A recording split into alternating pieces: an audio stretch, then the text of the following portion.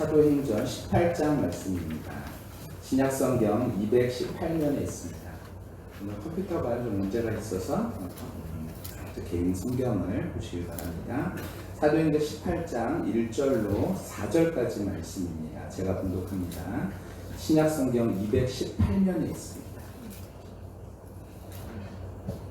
제가 봉독합니다. 그 후에 바울이 아덴을 떠나 고린도에 이르러 아굴라라는 본도에서 난 유대인 한 사람을 만나니 글라우디오가 모든 유대인을 명하여 로마에서 떠나라 함고로 그가 그 아내 브리기슬라와 함께 이달리아로부터 새로 온지라. 바울이 그들에게 가매 생업이 같음으로 함께 살며 일을 하니 그 생업은 천막을 만드는 것이더라. 안식일마다 바울이 회당에서 강론하고 유대인과 헬라인을 권면하니라. 아멘. 자리에 앉도록 하겠습니다. 지방에 그 단체 카톡이 있어요. 목사님들 단체 카톡인데 그 단체 카톡에 카톡이 하나 올라왔습니다. 양평 신원리에서 목회하시는 최경태 목사님이라는 분이 계신데 이 목사님이 위독하다는 그러한 카톡이었습니다. 내용은 급성 심근경색이었어요. 건강한 것 당연한 것 아닙니까? 늘 함께 할 것 같은 사람도 당연한 것이 아닙니다. 신원교회 강당에서 늘 말씀을 전할 것 같은 최경태 목사님을 볼 수 있는 것 그것도 당연한 것이 아닌 것이죠. 오늘 감사한 게 목사님 충통을 느끼고 나서 앰뷸런스를 부를까 119를 부를까 하다가 119를 기다리는 것보다 본인이 직접 가는 게 빠르겠다 싶어서 그래서 차를 가지 않고 운전을 못 하시겠어가지고 지하철을 타고 그리고 나서 한양대병원, 구로에 있는 한양대병원인가요? 구리에 있는 한양대병원에 사모님과 함께 가신 거예요. 그 사모님과 함께 가시는데 이 목사님이 이제 댁에 계시면은 휴가나 뭐 그런 상관없이 항상 이제 예배를 다 드리셨었는데 이 목사님 이번 휴가는 조금 다들 좀 쉬었으면 좋겠다는 마음에 처음으로 이번 휴가 때는 주중 예배를 다 드리지 않습니다. 그리고 집에서 좀 쉬셨대요. 근데 금요 예배, 금요 기도의 시간 8시 정도, 금요일 8시 정도에 흉통이 찾아온 거죠. 그리고 목사님이 그 흉통을 가지고서 병원에 가는데 응급실에 26명이 대기하고 있더라고요. 그리고 목사님이 26명을 기다리고 금강병원 의사를 만났던 의사가 여태까지 왜 기다렸냐고 이거 잘못하면 죽는다고 10명 중에 5명이 오다가 죽고 그리고 나머지 5명 중에서 또 5명이 기다리다가 죽고 이런 게 이제 심근경색인데 우리 흉통이 너무 심하게 하는데 그냥 묵직하게 기다리셨다가 이제 스텐실을 받고 지금 퇴원하셔가지고 이번 주 목요일 날 그 회의 때 오셨더라고요. 제 바로 앞에서 식사하셨는데 그 전체 주제가 심근경색이었어요. 그러면서 심근경색 이렇게 막아야 된다, 이런 내용이 있다, 이런 얘기들을 쭉 하시더라고요. 그럼 당연한 게 뭐가 있겠습니까? 당연한 건 아무것도 없죠. 우리가 길거리에서요, 당연하게 걸어다니고 당연하게 안전하게 다닐 수 있는 것, 그건 당연한 것이 아니었던 것이죠. 요즘 묻지마 살인이 너무 많죠. 그래가지고 막 길거리 돌아다닐 때도 사람들 요즘 제일 많이 팔리는 게 뭔지 아십니까? 인터넷에서요? 호신용품, 삼단봉이 그렇게 많이 팔린다고 합니다. 전기 충격기, 테이저건까지도 살려고 하는 사람이 있을 정도로 그 정도로 사람들이 돌아다니는 것 자체도 어려운 그런 시대가 되어져 버린 것이죠. 당연한 것 아무것도 없습니다. 서귀포 성결교회 목사님의 글인데요. 제가 한번 소개해 볼게요. 수술 하루가 지났다. 점심무렵 밥 아주머님이 방귀 나오셨어요? 묻는다. 아니요. 했더니 방귀 나오면 알려주세요. 죽 드릴게. 회진 오신 선생님이 방귀 나왔어요? 묻는다. 아니요. 운동 많이 하세요. 아내가 병실로 들어와서 대뜸 방귀 나왔어요? 묻는다. 그놈의 방귀. 전에는 방귀 많이 낀다고 핀잔하던 아내가 내 방귀를 애타게 기다린다. 목사님 오셔서 기도 후에 장로님 방귀 나왔어요? 아니요. 아직 병실에 들어서시는 분마다 방귀 타령이다. 며칠 전 새벽 시간에 어느 권사님이 감사원금에 하나님 우리 며느리 방귀 나오게 해주셔서 감사합니다 라고 적혀 있었다. 새벽 예배당 안은 성도들의 웃음소리로 가득했다. 수술한 사람이 방귀가 나오지 않으면 음식을 먹을 수 없다. 초조하게 기다리다가 방귀가 나오면 이제 살았다 하고 기뻐하는 것이다. 누구나 허구한 날 방귀를 뀌지만 그것이 중요한지 모르며 살아간다. 내가 당연한 것으로 여기는 일들이 누군가에게는 말할 수 없는 감사거리가 된다. 감사거리 많죠. 당연한 일은 참 없습니다. 오늘은 당연히 주어진 날이 아니죠. 아까 조경 기사님 그렇게 기도하셨었는데 오늘 우리가 이 새날을 우리에게 허락하신 것이 당연한 것이 아닌 것입니다. 밤 사이에 오늘로 초대받지 못한 사람이 얼마나 많이 있습니까? 부모님의 희생 당연한 것이 아닙니다. 배우자의 사랑 당연한 것이 아니고요. 자녀들의 순종, 내 편 들어준 친구, 직장 상사들의 어떤 선후배들의 베품, 배려 이런 모든 것들은 당연하지 않습니다. 그런데 이런 것들을 당연하게 여기면 그 다음부터 이걸 해주지 않으면 짜증이 나는 것이죠. 여러분 옆에 있는 사람들이 우리 지금 함께 예배드리고 있는 것이 당연한 것이 아닙니다. 이 사람들 주변에 있는 것이 당연한 것이 아니죠. 그런 의미에서 우리 옆에 있는 사람이 한번 이렇게 얘기할까요? 고맙습니다. 한번 얘기할까요? 고맙습니다. 네, 오늘 본문에요. 또 당연하지 않은 게 한 가지 있어요. 4절 한번 읽어보시겠습니까? 4절입니다. 함께 읽습니다. 4절입니다. 시작. 안식일마다 바울이 회당에서 강론하고 유대인과 헬라인을 권면합니다. 바울이 뭐 했냐면요. 말씀을 전했대요. 여러분들 이게요. 당연한 일이 아닙니다. 이게 당연한 것처럼 볼 수 있죠.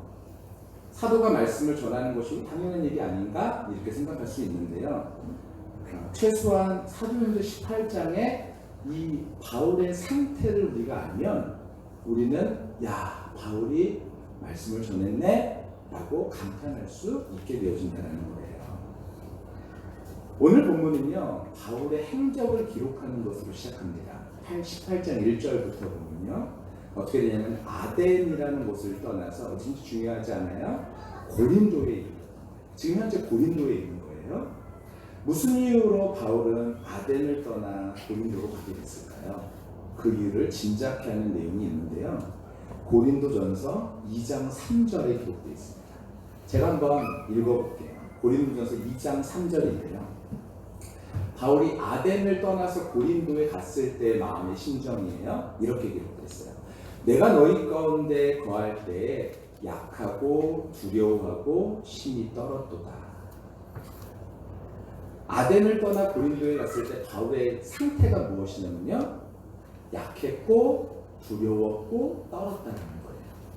정서적으로 영적으로 약해져 있던 바울이 도망치듯 아덴을 빠져나와서 고린도에 오게 된 것입니다. 왜 그랬을까요? 왜 그렇게 도망치듯 빠져나올 수밖에 없었을까냐는 거예요. 추정할 수 있는 한 가지 이유는요. 바울은 아덴에서 사역의 큰 성과를 얻지 못했던 것을 우리는 성경을 통해 확인할 수 있습니다. 바울은 아덴의 철학자들과 한판 논쟁을 벌인 후 고린도로 갔거든요. 말 그대로 논쟁을 벌인 것입니다.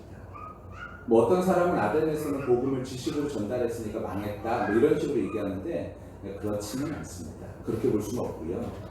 아덴은 대학 중심의 도시로 당대 가장 크고 새로운 지식을 듣고자 하는 사람, 말하는 사람들이 넘쳐났던 곳이에요. 그래서 철학과 신학의 최신 사조를 듣고 토론하는 것을 좋아했습니다. 바울의 이야기가 이들에게 새로운 이야기를 들렸던 것이죠. 바울 네가 한번 얘기해봐 이런 식이었던 것입니다. 바울은요 새로운 개념을 그들에게 전달한 것이죠. 복음을요. 근데 그들은 그것을 들었는데 거기까지였던 거예요. 마음의 변화가 일어나진 않았던 것입니다. 복음에 큰 성과가 없었던 것이죠. 뿐만 아니라 이 일을 바울 혼자서 감당해야 됐기 때문에 바울은 굉장히 탈진한 상태가 되어버린 것입니다. 그래서 바울이 아덴을 떠날 때에 그래서 고린도에 갔을 때 상태를요 약하고 두려웠고 떤 그런 모습으로 얘기하고 있는 것이죠. 이것이 고린도로 갔을 때 바울의 상태였습니다. 그런데 그 바울이요 오늘 4절에 보니까 뭐 했다고요? 다시 말씀을 강론하기 시작했다는 거예요. 말씀으로 권면하기 시작했다는 것이죠. 무엇이 그를 그와 같이 회복시켰냐는 거예요. 그렇게 힘들어했던 바울이 어떻게 4절, 그 짧은 절, 2절, 3절을 지나서 어떻게 다시 말씀을 전할 수 있는 영적인 상태로 다시 회복될 수 있었을까라는 거예요. 그러니까 본문의 내용을 간단히 정리하면 이렇게 되는 거예요. 바울이 아담에서 탈진한 상태로 고린도로 갔다. 그곳에서 바울은 아굴라와 브리스길라를 만났다. 함께 지냈다. 바울이 고린도 지역에서 말씀을 전했다.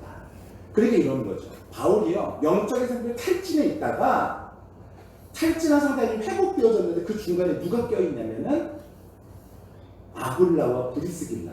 브리스길라가 아니에요. 아굴라와 브리스길라라는 사람을 만난 후에 바울이 뭘 할 수 있는 사람이 되어졌냐면 다시 말씀을 전한 상태가 되어졌다는 거예요.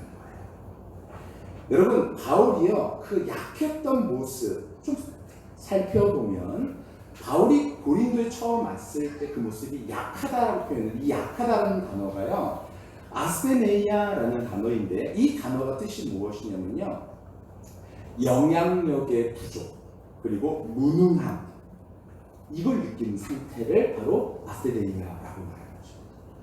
바울은 지금요, 아덴에서 복음을 전한 다음 이 위대한 사도 바울이요, 뭘 느끼고 있냐면요, 내 영향력의 한계 그리고 무기력함, 내가 아무것도 할 수 없음, 이런 것들이 바울 마음 가운데 느껴졌다라는 거예요. 에덴에서 아마 최선을 다했던 것 같아요. 아덴에서 최선을 다해서 하나님의 말씀을 전했지만, 그래서 본문에 보면요, 회당에서 장터에서 날마다 만난 사람에게 복음을 전했다라고 사도행전 17장에 기록되어 있거든요. 그런데 큰 변화가 일어나지 않았던 거예요. 그러니 그 마음속에 무능함이 느껴지고 무기력함이 느껴진 것이죠. 야, 내가 진짜 이거 내가 뭐 한 게 아무런 의미가 없구나. 그래서 바울은요, 완전히 거기에서 무기력감에 빠지게 된 것이죠. 근데 무기력감만 빠진 게 아니에요. 두 번째, 두려웠다 이렇게 표현하고 있는데요, 두렵다, 포보스라는 단어인데 이 말은요, 두려워서 도피한다 이런 의미를 갖고 있어요. 바울이 지금요, 아덴에서요, 너무 두려워서 마음에 쉽게 말하면 공황장애 같은 것이 온 것 같아요. 그러니까 이런 것들을 다 회피하기 위해서 도망치듯 아덴에서 빠져나와서 고린도로 가게 된 것이죠.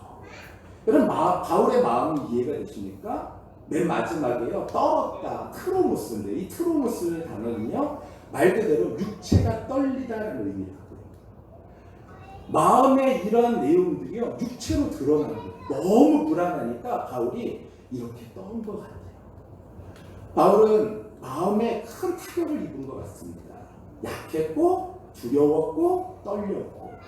근데 그 바울이 다시 말씀을 전하게 되어졌다. 어떻게 그런 일들이 가능했을까?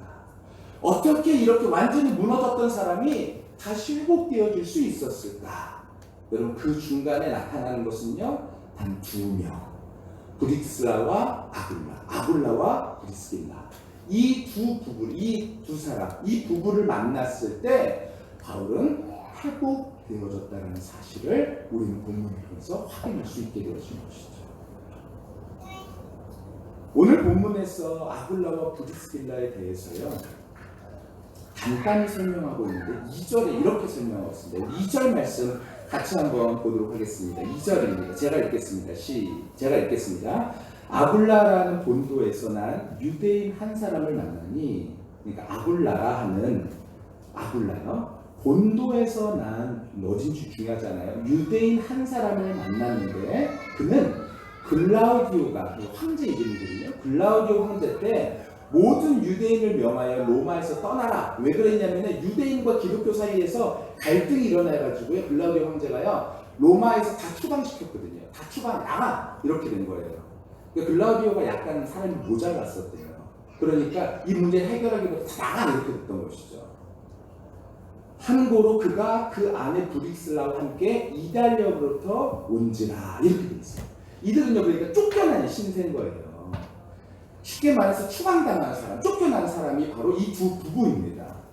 이들은 로마에서 유대인을 추방하라는 글라우디오 황제의 칙령 때문에 쫓겨나는 사람, 그런 사람들이 바로 이 부부라는 거예요. 여러분, 쫓겨난다라는 것은요, 지금이나 예나 굉장히 억울한 일인 것이 사실입니다. 제가 예전에 저는 처음이자 마지막으로 한 번 전세라는 것을 살아봤어요. 왜냐하면 부교육자 시대는 전부 다 뭐 사택이 있었기 때문에 사택에서 살았고, 그리고 나서 제가 따로 나와가지고 있을 때 그때 전세를 살았는데, 제가 세상 물정을 너무 모르다 보니까요, 전세를 살고 있는데 산지 몇 개월 되지 않아서 주인에게 연락이 온 거예요. 나가라고 그러면서 뭐라 그러냐면은, 나가지 않으면 이거 나가라고, 이 집 팔 거니까 나가라는 거예요. 근데 지금 생각해 보면은 그 시기까지 기다려야 되잖아요, 전세 만료까지. 근데 제 마음이 너무 두려운 거예요. 그래서 아내한테 우리 어떻게 할까? 제가 그때 너무 어린 마음이에요. 시원이 유나 자고 있는데, 그때 옹결이 있었죠. 자고 있는데 그 머리맡에서 제가 울었었어요. 내가 얘네들한테 보금자리도 하나, 잘자리도 하나 해주지 못하는 그런 무능한 아버지, 이런 마음에 제가 막 울었거든요. 그러다가 제 마음속에 결단 내린 게, 그때 당시에 제가 수중에 많지도 않았어요. 진짜 거의 전 재산을 털어가지고 몇백만 원을 그 사람한테 계약금으로 준 거예요. 내가 이 집 사겠다. 근데 계약금을 걸고 나서 나중에 알아보니까요, 이 집은 팔릴 집이 아닌 거예요. 되게 허름한 빌라였거든요. 재개발이 통째로 되지 않는 한 절대로 나가지 않는 그런 집이었는데, 제가 그거를 그냥 너무 급한 마음에 내가 사겠다 하고선 그렇게 계약금을 줘버린 거죠. 나중에 어떻게 됐을까요? 계약금 그거 뭐 구두 계약으로 통째로 다 뜯겼어요. 그거 어떻게 받을 수 있는 그 방법이 없다 하더라고요. 제가 그 아줌마한테요, 주인 아줌마한테 그거 좀 돌려주면 안 되겠냐, 내가 너무 급한 마음에 그렇게 했다 그랬는데, 그 아줌마가 결코 안 된다라는 거예요. 쫓겨난다라는 것이 그런 심정이죠. 그래서 지금요, 이 두 부부도요, 쫓겨나는데 기뻤을까요? 행복했을까요? 아니요, 전혀 그렇지 않죠. 막막했을 것 같아요. 모든 터전을 놔두고서는요, 로마에서, 이탈리아에서 지금 고린도로 온 거거든요. 이게 얼마나 힘들었겠습니까? 무슨 기대가 있었겠습니까? 내가 고린도에 가서 내가 이런 계획이 있었을까? 전혀 없었죠. 막막해 보였을 것이 분명합니다. 그런데요, 하나님은요, 이런 상황에서 무슨 역사를 일으키시냐면요, 이 부부를 통해서 하나님의 위대한 사역자인 바울을 세워나가십니다. 그리고 복음 전파에 새로운 물꼬를 트기 시작하는 것이 바로 이 브릭슬라와 아굴라 부부 덕분으로 이런 일들이 일어나기 시작되어집니다. 여기에서 바울이 이 부부를 만나게 된 것입니다. 어쩌면 우리 인생 가운데에서 내가 원치 않은데 여기 막 쫓기듯이 내 삶이 그렇게 인도될 때도 있죠. 그런데 하나님께서는요, 그 모든 것 가운데 합력하셔서 하나님의 일들을 이루시는 분이시다. 그래서 거기서 바울을 만나게 하시고, 바울도 어떤 심정이에요? 바울도 완전히 무너져 있는 상태, 그들도 완전히 무너져 있는 상태, 이렇게 상태로 만났는데, 그들 가운데에서 일어난 하나님의 역사가 시작되면서 바울의 마음속에 다시 영적인 회복과 육적인 회복이 함께 일어나게 되어졌다는 것입니다. 처음 이유는 간단했어요. 생업이 같다라는 이유로 같이 만난 것이죠. 이들은 생업이 같다. 그래서 같이 만난 것이죠. 우리도 간단한 이유로 여기 함께 있을 수 있습니다. 생수생교회라는 성도라는 이름으로 같은 예배에 출석한다는 단순한 이유가 우리를 만나게 할 수도 있어요. 하지만 하나님은요, 그 만남이요, 거기서 끝나기를 원하시지 않는 것 같습니다.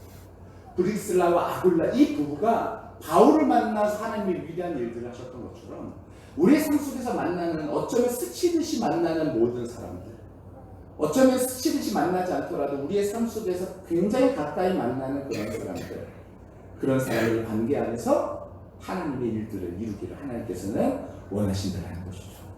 결국 이 부부가 바울과 어떤 관계가 되어졌는지 아십니까? 로마서 16장 3절 4절에 이렇게 기록되어 있어요. 제가 한번 읽어볼게요. 로마서 16장 3절 4절인데요.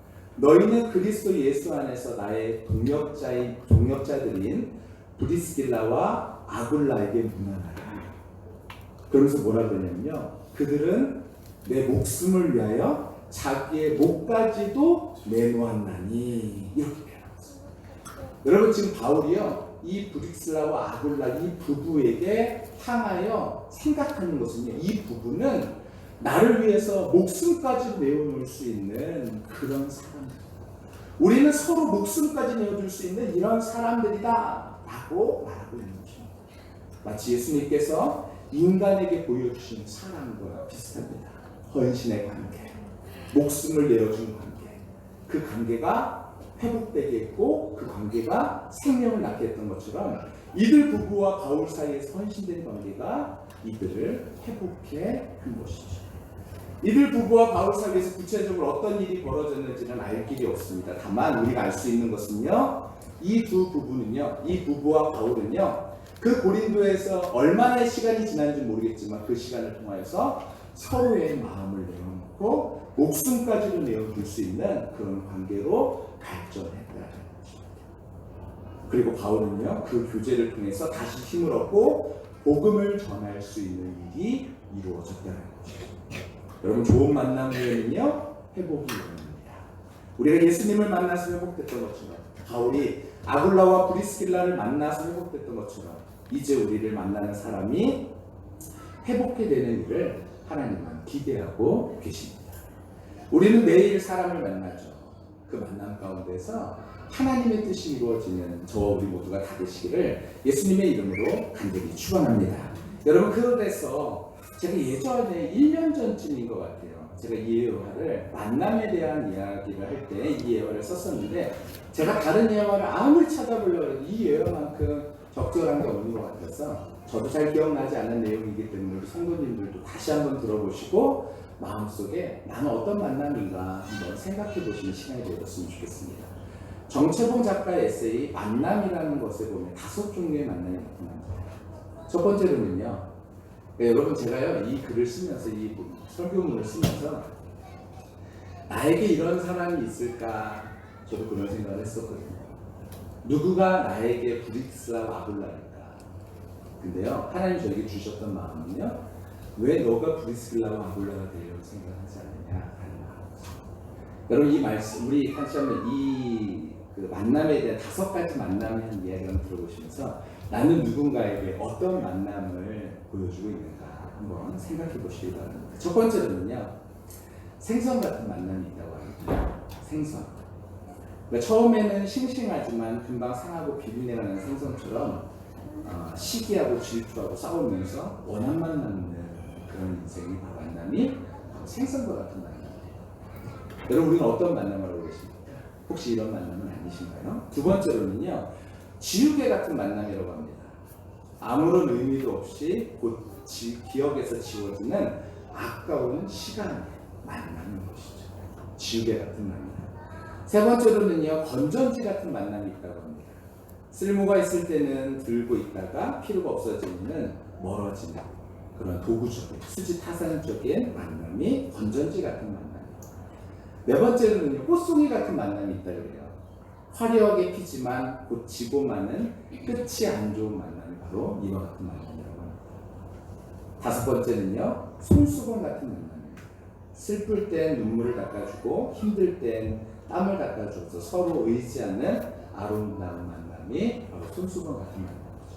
저는 우리 모두가 이런 손수건 같은 만남을 하나님과 했으니 우리 이제 성도들과 함께 또 이웃들과 함께 이런 만남 할 수 있는 우리 모두가 다 되기를 예수님의 이름으로 간절히 축원합니다. 바울과 아굴라, 브리스길라 이 사람들의 만남은 아마도 손수건 같은 만남이었던 것 같아요. 하나님 가운데에서 만나고 하나님께서 일하시는 것을 함께 보고 그 역사가 일어납니다. 그래서 이곳 가운데서 복음 전파도 함께 이루어지는 것, 이것이 바로 좋은 만남이라는 것이죠. 오늘 우리가 오늘을 살면서 필요한 힘, 오늘 10번째입니다. 그것은요, 서로에게 좋은 만남이 되게 하는 것입니다.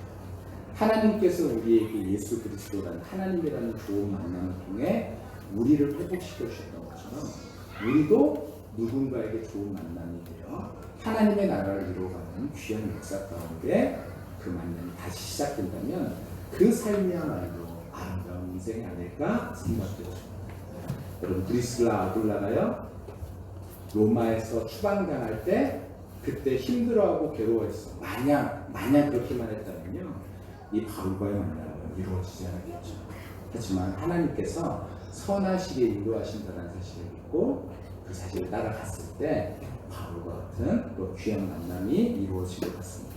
저 우리 모두의 삶도요, 늘 하나님께서 가장 좋은 길로 인도해 주실 것을 믿고 우리 서로에게 좋은 만남이 되기를 예수님의 이름으로 간절히 축원합니다.